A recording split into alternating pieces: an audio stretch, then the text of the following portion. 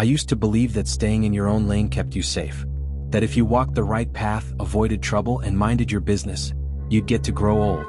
John James Horns Jr. thought that too. He once walked the halls of Allegheny Middle School, played pickup basketball outside Alderize High. He laughed loud, loved hard, and really tried, to stay on the straight and narrow. But sometimes the streets don't let go. Inside the Destiny of Faith Church in Brighton Heights, Pittsburgh, a casket rests at the front. Gospel music floats through the sanctuary. A mother clutches a crumpled tissue, her fingers trembling. A child swings his legs under the pew, unaware of how close death lingers. Then, 20 gunshots slice through stained glass serenity. Bodies hit the ground, not in worship but in terror. Not from prayer, but from bullets. Outside, 6 people lie bleeding on the church steps. Inside, 300 mourners scream, dive for cover, and claw toward exits that might lead them to safety, or into the crosshairs. A funeral for a 20-year-old young man had just become a war zone. But this massacre didn't begin here. It didn't begin with church bells or eulogies. It started 13 days earlier on a quiet night at a gas station. A routine moment. 2 innocent women, strangers to each other, simply trying to get through their day. It was October 15th, 10:05 p.m. Sunoco Gas Station, Cedar Avenue. Betty Jean 8, 59 years old, a grandmother of 7. She stood at her usual bus stop, clutching her handbag, glancing at the schedule taped to the pole. Her day was nearly over. Jacqueline Mahalik, 33, hurried down the sidewalk. She was late for the night shift. A working mom, thinking about getting the kids ready for school in the morning, maybe wondering if she'd have time to stop for coffee. They had no warning. They had no reason to die. They had 12 seconds left to live. The shooters didn't see them as people. They weren't targets, just background noise. Innocents who happened to exist in the wrong place, in the lethal space between hatred and revenge. When the bullets stopped flying, the concrete was painted with blood. 3 people were dead. Among them, John James Horns Jr., the same young man whose body would later lie in a casket inside Destiny of Faith Church. The same church where gunmen would return just 13 days later to finish what someone started. Welcome to Cuffed and Curious, where we go deeper than headlines, pull back the curtain on the crimes that fracture communities, and give voice to the stories buried in silence. To our loyal subscribers, thank you for standing with us. May your family stay safe, wherever you are. And if you're new here, subscribe now, because today's story, it shook Pittsburgh to its core. This isn't just about gang beef or street politics. It's about how revenge swallowed a neighborhood. How a city asked for protection and got silence. How justice showed up late, while bullets arrived on time. And why, in some parts of America, grief never gets a moment of peace. This is the story of how a funeral became a crime scene. John James Horns Jr. had just turned 20 that August. He was still figuring things out, still deciding who he wanted to become. His godmother, Paige Davis, called him ambitious. He was trying, she said. He was trying to find his way. But in Pittsburgh's North Side, ambition can be a dangerous thing. Streets don't forgive youth. They don't nurture dreams. They test your survival, every day. On October 14th, just 24 hours before the massacre, John posted a photo to his social media. He was smiling, flashing hand signs with a group of friends. The caption's gone now, deleted or wiped clean, but the image left behind a trail investigators would follow closely. What they discovered wasn't just a party picture. It was a warning, a clue to an escalating war that had been boiling under the surface. A street feud over territory. Who could post up on which block? Who had claim to which corners? Who was real and who needed to be reminded? It starts with bravado, with words, online dices, Instagram lives. Then comes the retaliation. And it rarely ends with fists. Sharon Troutman, 19. Jalen Hines, 21. Samuel Pez, 30. Those names were whispered in street corners, DMs, and voice notes. They meant nothing to Betty Jean 8 or Jacqueline Mahalik. 2 women. Strangers to this world of signals, threats, and payback. But on October 15th, their lives would collide with those names in the most horrific way. Police later recovered dozens of text messages. The kind you send when adrenaline is running high. Messages like, "Where they at? Pulling up to Cedar. Handle that." One message named the Sunoco gas station on Cedar Avenue. Another promised revenge. It was like reading the script to a play already in motion. The actors knew their lines. The setting was picked. The tragedy was inevitable. 2 groups of young men, armed, angry, and unafraid, pulled into the Sunoco station from opposite ends of the street. Betty Jean 8, 59 years old, waited for her bus just feet away. She had no idea that bullets were about to fly. Jacqueline Mahalik, 33, had just clocked out and was walking quickly to the stop, hoping to catch her ride to the night shift. She had no idea that her walk would be her last. 3 people would end up dead, including John James Horns Jr., the young man who smiled in that photo. The young man whose funeral would soon turn into the next crime scene. But if you want to understand what happened at the gas station, you need to go back further. Friday night, October 13th, Federal Street. A house party was in full swing. Loud music, too many people, too much liquor. The kind of party where things boil over quick. Witnesses later said the tension sparked over something small. A girl maybe, or money owed, or maybe just pride because in the street, because is all you need. Voices were raised, a drink thrown, then fists, then promises. This ain't over, someone said, pointing a finger in John's face. Watch your back. A few minutes later, the party broke up. But the rage? That stayed. The next morning, Saturday, October 14th, the streets of Pittsburgh were deceptively calm. People swept stoops. Kids rode bikes. Dogs barked behind fences. But beneath that normality, phones buzzed with coded threats. Voice notes. Snaps. Pin locations. Like storm clouds gathering, quietly, darkly, above a city that had no idea what was coming. A grandmother. A mother. A boy trying to find his way out. All caught in the line of fire. By the time the sun went down on October 15th, Pittsburgh had lost more than lives. It lost a sense of sanctuary. Because when gunfire rings out at a funeral, where mourning becomes mayhem and safety becomes a lie, you're forced to ask, were we safe anymore? Screenshots show text messages flying. Instagram stories deleted minutes after posting. One message recovered by investigators. See you at the spot. The Sunoco station on Cedar Avenue had become neutral ground. Both groups bought gas there. Both groups knew the cameras worked. Both groups thought that meant safety. That morning, surveillance footage shows Jalen Hines at pump 3. 5 hours later, John Horns Jr. fills up at the same pump. They don't cross paths. Not yet. But something had shifted. The threats weren't just words anymore. Someone posted a photo of a gun. Someone else responded with a location pin. The Sunoco station. By Saturday evening, both sides had made a decision. They'd settle this face to face. What they didn't calculate, innocent people use gas stations too. Innocent people wait at bus stops. Innocent people die in crossfire.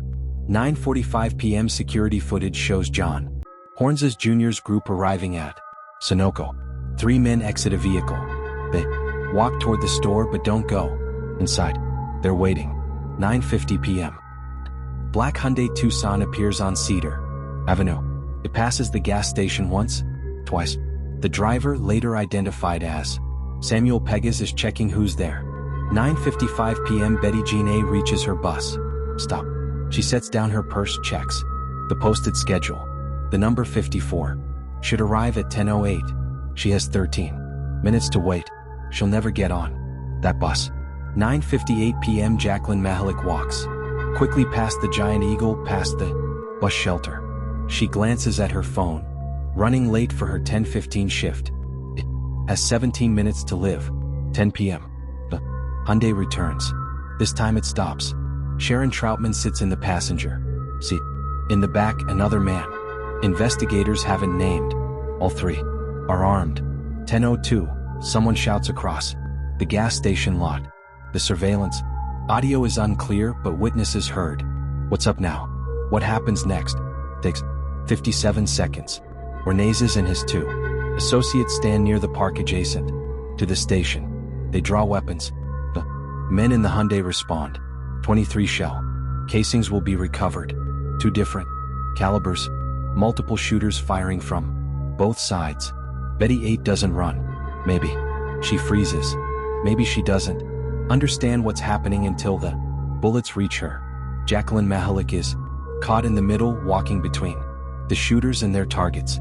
Wrong place, wrong second, wrong everything. 10:03. The shooting stops. The Hyundai speeds north.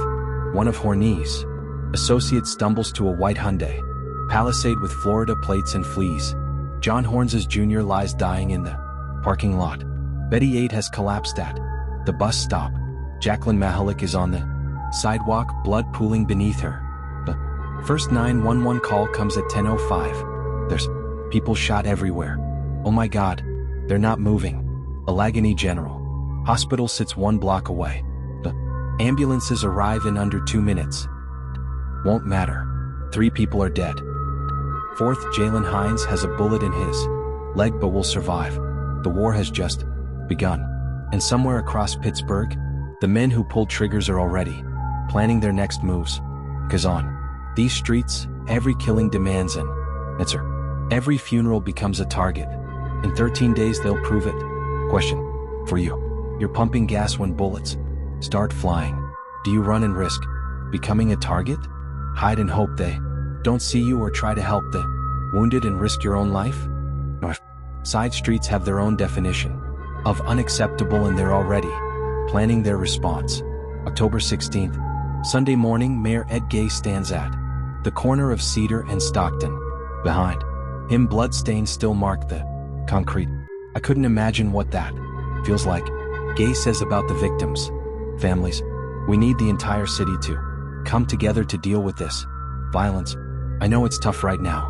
I know that there's a lot of families and friends who are hurting right now, and I know a lot of them feel like they should do something.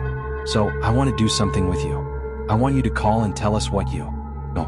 I need you to speak up and say something." They shot up the sanctuary today. His words echo across Pittsburgh, but in certain neighborhoods different conversations are happening. Conversations about revenge, about who needs to pay, about which funeral to target. The Horns' family starts planning Jay's service. They know the danger. They've heard the threats. They'll ask for police protection. They'll get officers who go to the wrong address. 13 days from now, 6 more people will bleed on Pittsburgh concrete. This time on church steps. This time during a funeral. Because in this story, every death demands another. Every funeral becomes a target. And innocent lives, they're just collateral damage in a war that nobody wins. October 16th, 4 a.m. Pittsburgh. Police Major Crimes Unit transforms the north side into a grid. 50 detectives, 6 different surveillance systems to analyze. One goal: find the shooters before they kill again. Detective David O'Neill leads the video team. Sunoco cameras, Giant Eagle security ATM footage from across the street, traffic cameras at Stockton and Cedar, even a Ring doorbell from a house 2 blocks away. Every angle tells part of the story. The black Hyundai Tucson appears in frame after frame, license plate visible. Within hours, they identify the owner, Samuel Pegasus, 30 years old. Criminal history includes a 2013 drug manufacturing conviction. The white Hyundai Palisade with Florida plates proves harder to trace. It appears briefly, picks up one of Horns' associates, then vanishes into the night. By noon on October 16th, something unusual happens. The phone tips start coming. Not 1 or 2, dozens. I saw who was in that car. Know where they went after. Check this Instagram story from last night. Commander Ford would later say he'd never seen this level of community cooperation. Maybe because Betty Avery and Jacqueline Mahalik weren't targets. Maybe because killing grandma, mothers, and mothers crosses a line even street code won't defend. October 17th, Jalen Hines is arrested at UPMC Presbyterian, still recovering from his leg wound.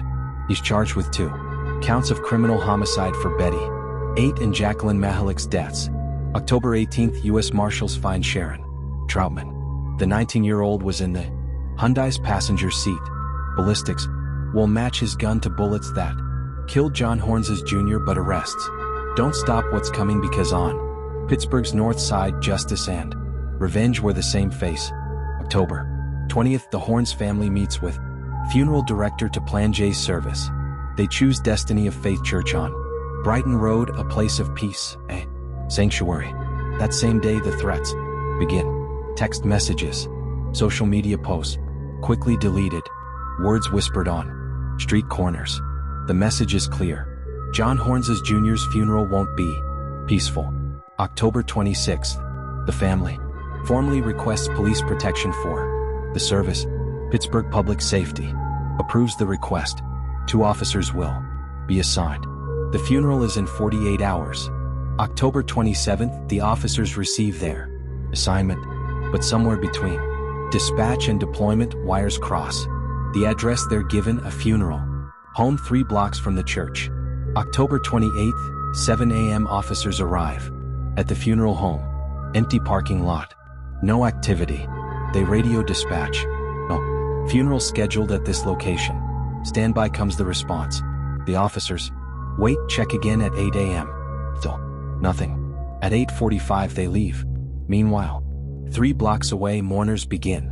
Arriving at Destiny of Faith Church. Paige Davis, John's godmother, notices immediately no police presence.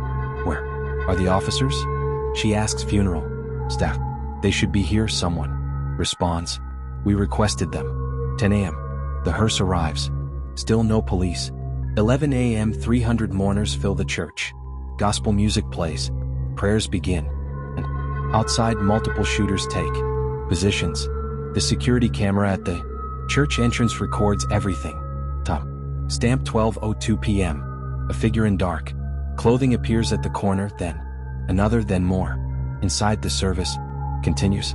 The pastor speaks about forgiveness, about breaking cycles of violence, about young lives lost too. So, outside, fingers rest on triggers. 12:04 p.m. The shooting begins.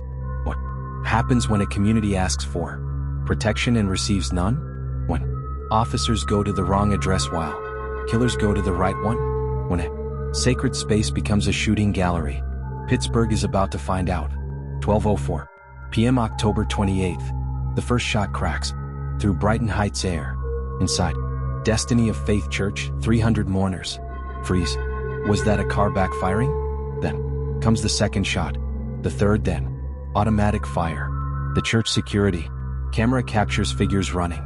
Multiple shooters, different positions. This isn't random. It's coordinated. 5 shots. Pause. 15 more in rapid succession. Outside, 6 people fall. Blood spreads across church steps where minutes ago mourners hugged and shared memories. Inside, panic. Bodies hit the floor. This time from fear, not prayer. Mothers throw themselves over children. The elderly crouch behind pews. Someone screams. They're shooting at the church. The pastor's microphone picks up his words. Get down. Everyone down. Video from inside shows the chaos. A casket abandoned at the altar. Funeral programs scattered like confetti. A child's shoe left behind as families run for exits that might lead to death. The shooting lasts 90 seconds. 90 seconds to violate everything sacred. 90 seconds to prove nowhere is safe. Then silence. Then sirens. Police arrive to a scene they failed to prevent. 6 wounded outside. 1 in critical condition.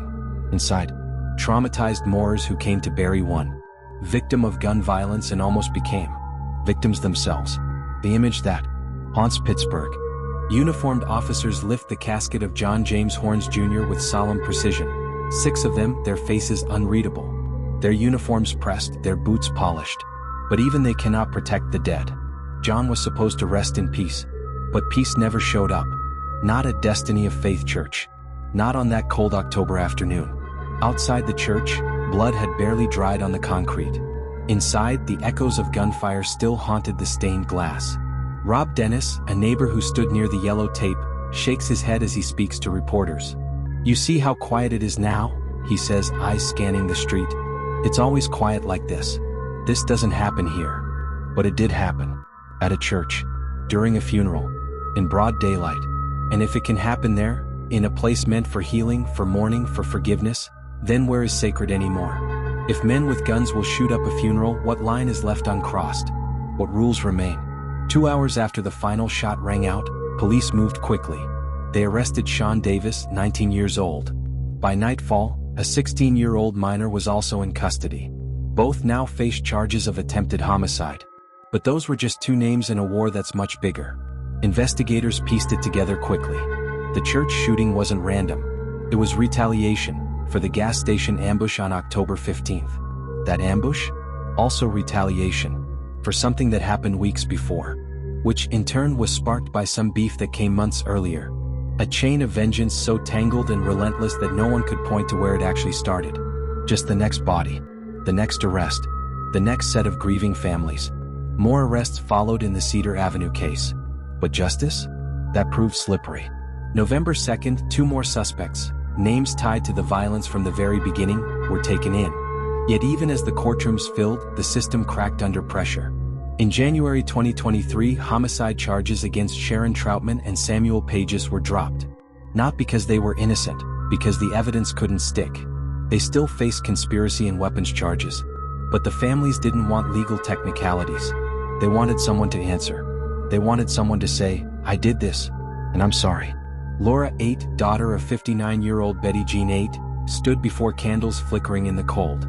Her voice cracked as she said, "Please, lay down your arms. This doesn't just hurt families, it harms the city. It harms the world. It hurts deeply." Bridget Mahalik, whose daughter Jacqueline never made it to work that night, looked out at the gathering. She didn't speak much, but her eyes said it all. "Her kids will grow up without her," she finally whispered. "That's the part they don't tell you. That's the part the cameras turn away from." The numbers told one version of the story. By October 2022, Pittsburgh had already matched the previous year's homicide rate. But statistics don't sit in empty chairs at Sunday dinner. They don't explain to a 6-year-old why mommy's not picking them up from school. They don't hug you during nightmares. Or answer your texts. Mayor Ed Gainey had been to too many crime scenes already. He had made too many speeches. This time he simply said, "This has to stop." But the city had heard those words before. And the cycle had never once slowed down. So here we are, asking the same questions, mourning the same kinds of losses. A young man gunned down. A funeral turned into a firefight. Grandmothers, mothers, children, all caught in a storm not of their making. How long before we forget these names too? How long before the next casket rolls down the church steps? And more importantly, will anyone still be there to carry it? The streets don't run on laws. Not the kind written on paper. They run on whispers, grudges, and a twisted rhythm that never sleeps. Out here, pain becomes currency. Revenge is religion. And somehow, shooting up a funeral makes sense to someone, somewhere. To those living in this silent war zone, it wasn't shocking. It was just the next chapter. The next body. The next headline. The next mother to bury her son. If you visit that corner today, it's quiet. But the pavement remembers. You'll see the memorial still standing, tired but sacred. Fresh candles added weekly. Teddy bears tucked beneath lampposts. Photos of Jacqueline Mahalik, frozen in time, forever 33.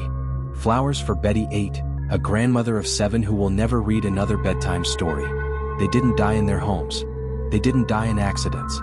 They died because they existed between anger and a bullet. 6 more were wounded at the funeral.